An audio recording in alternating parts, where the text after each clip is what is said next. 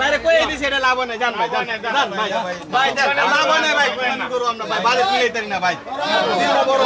রুটে নাই ভাই দিনটা বড় কি কই দিনটা বড় ভাই আমার কত তোর মন ভালো দেন ভাই ভাই ইনশাআল্লাহ ভাই দেখেন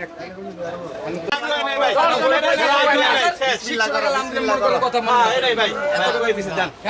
এদিকে আলহামদুলিল্লাহ কইয়া দেন আলহামদুলিল্লাহ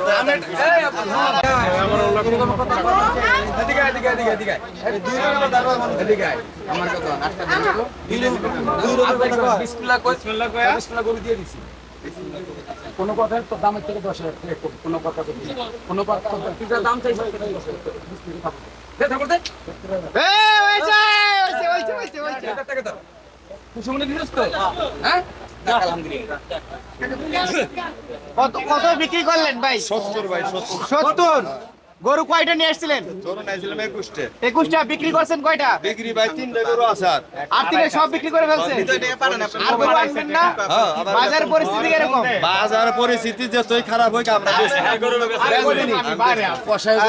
আমরা কষায়ের ওজন বেশি 20 টাকা কুরবানি গরু 10 টাকা কষাই গরু আচ্ছা হ্যাঁ গরু থাকে আমার গরু থাকে হ্যাঁ গরু থাকে না আমার গরু থাকে যা ওই সাইডে ভাই কোন জায়গাতে আসছেন একটু যদি বলতেন ভাই ভাই আসছি হলো আমরা গোলাপবাগ থেকে গোলাপবাগ থেকে গরু কার পছন্দ কেনা হলো গরু কিনা হইছে যে আমার ভাতিজার পছন্দ করছে গরু ভাতিজা গরু পছন্দ করছে হ্যাঁ ভাই দাম কি ঠিক আছে ভাই হ্যাঁ ঠিক আছে আলহামদুলিল্লাহ উনি বিসমিল্লাহতে দিছে আমরাও খুশি ভাই আলহামদুলিল্লাহ আপনারা তো অনেক কতক্ষণ আগে আসছেন ভাই আইছি আমরা প্রায় 4-5 ঘন্টা হইবো ভাই 4-5 ঘন্টা হইবো বাজার তো পর্যবেক্ষণ কিছুটা হইলো করছে ছিল তো বৃষ্টির লেগা আচ্ছা বাজার পরিস্থিতি কি রকম দেখলেন ঘুরে ঘুরে বাজার পরিস্থিতি মোটামুটি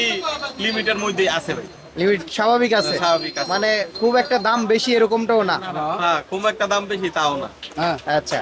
ভাইয়ের নামটা কি আমার নাম মোহাম্মদ রানা